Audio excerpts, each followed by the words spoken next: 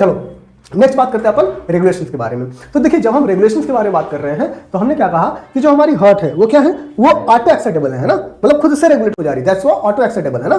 तो इसका मतलब हम क्या कहते हैं, इसीलिए हम कहते हैं कि जो हमारी हार्ट है वो कैसी है, मायोजेनिक हार्ट है। कैसी हमारी हार्ट है, मायोजेनिक हार्ट है। इसके अलावा बेटा और भी हमने डिस्कस किया था आपसे, हमने कहा देखो हार्ट तो मायोजेनिक है, अपने आप से रेगुलेट कर रही है, बट वही पॉइंट है कि अगर तेज करना है हार्ट बीट या फिर स्लो करना है तो ऐसे केसेस में इसको भी रेगुलेशन चाहिए। तो इसको कौन, जब अब जो चीज हमारे सोचने के हिसाब से ना हो तो उसको कौन रेगुलेट करता है, हमारा आपका ऑटोनॉमिक नर्वस सिस्टम। कौन, ऑटोनॉमिक नर्वस सिस्टम। अब ये जो ऑटोनॉमिक नर्वस सिस्टम है, ठीक है, इसमें दो पोर्शंस होते हैं, ठीक है, कौन कौन से, पैरासिम्पैथेटिक और सिंपैथेटिक। तो सिंपैथेटिक नर्वस सिस्टम क्या करता है, हमने बताया था कि sympathetic nervous system heart beat क्या करेगा, आपको बढ़ा देगा, ठीक है, जबकि पैरासिम्पैथेटिक क्या करेगा, कम कर देगा। तो sympathetic nervous system heart beat बढ़ा देगा तो और क्या बढ़ सकती है, हमारी स्ट्रोक वॉल्यूम बढ़ सकती है और कार्डियक आउटपुट बढ़ सकती है, मसल की कॉन्ट्रैक्शंस बढ़ सकती है, मसल स्ट्रेंथ बढ़ सकती है हार्ट की, है ना, तो ये सारी चीजें बढ़ जाएंगी। जबकि पैरासिम्पैथेटिक में हार्ट क्या हो जाएगी, हार्ट बीटिंग कम होगी, सिस्टोलिक है ना, आपकी जो कि स्ट्रोक वॉल्यूम कम हो जाएगी, कार्डियक आपकी आउटपुट कम हो जाएगी, है ना, हार्ट कॉन्ट्रैक्शंस कम हो जाएगा, मसल स्ट्रेंथ कम हो जाएगा। बेटा बात क्लियर है, ठीक है।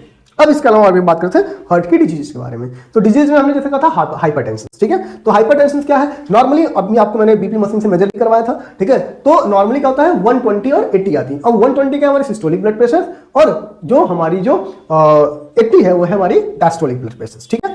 तो अगर मान लीजिए 120 और 80 आ रही तो नॉर्मल ब्लड प्रेशर है, ठीक है, ऑन एन एवरेज की बात कर रहा हूं मैं। लेकिन अगर मान लीजिए किसी का है ना 140 और 90, ये बार बार रिपीटेड चेकिंग पे ये बार बार है ना 140 और 90 आ रही है या फिर इससे बढ़ा हुआ आ रहा है, इसका मतलब उसको क्या है, हाई ब्लड प्रेशर है। और हाई ब्लड प्रेशर को क्या बोल दिया हमने, हाइपरटेंशन, ठीक है, क्या बोल दिया, हाइपरटेंशन। इसके बाद हमने बात किया कि नेक्स्ट हम बात कर रहे हैं क्या कोरोनरी आर्टरी डिजीज, है ना, सीएडी, है ना। अब इसमें क्या है, जैसे अर्थरोस्क्लेरोसिस है ना, इसमें क्या होता है जो हमारी हार्ट की मसल्स है ना, जो हार्ट की मसल्स है, इसमें क्या होता है, इसमें कोलेस्ट्रॉल हो गया, है ना, इसके क्या हो जाते हैं, और फैट, है ना, इनके क्या होता है, डिकम्पोजिशन, यहाँ पे एक्युमुलेशन हो जाता है ना। अब इनके एक्युमुलेशन की वजह से क्या होती है, जो ल्यूमेन है वो नैरो हो जाएगी, ठीक है, तो इस पर ज्यादा प्रेशर पड़ेगा, है ना।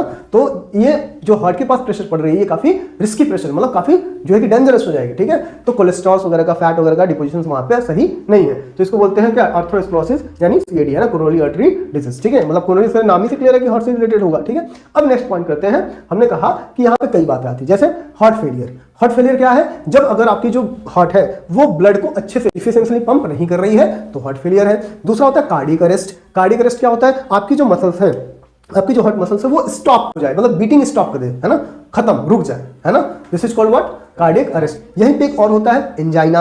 एंजाइना क्या होता है, चेस्ट पेन होती है जब आपकी जो हार्ट की मसल्स हैं, ठीक है, इसको प्रॉपर ऑक्सीजन ना मिल पाए, है ना, तब वहां पे आपको पेन होती है, this is called the angina, this is chest pain, ठीक है। इसके अलावा नेक्स्ट हमने बात किया था क्या, आपकी हार्ट फेलियर हो गई, ठीक है, और आपका हार्ट आपकी, अब जो कार्डियक अरेस्ट भी बात कर लिया, ठीक है, और हार्ट अटैक। हार्ट अटैक क्या होता है कि जो मसल्स है वो सडनली क्या हो जाए, डैमेज हो जाए, ठीक है, सडनली क्या हो जाए, डैमेज हो जाए, ठीक है। तो this all the complete revision series of the आपके what, body fluids and circulation. तो ऐसे अपन बहुत सारे लेक्चर्स लाते रहेंगे, ठीक है, जिसमें हम वन शॉट में रिवाइज करेंगे विदाउट मार्कर को उठाए, this is the no marker series also, ठीक है। हाँ, थोड़ा बहुत तो अपन लिखेंगे ही, है ना। तो कैसा लगा ये वीडियो प्लीज कमेंट में जरूर बताइएगा। चलिए फिर मिलते हैं नेक्स्ट वीडियो में, नेक्स्ट सीरीज में, तब तक के लिए ध्यान रखिए।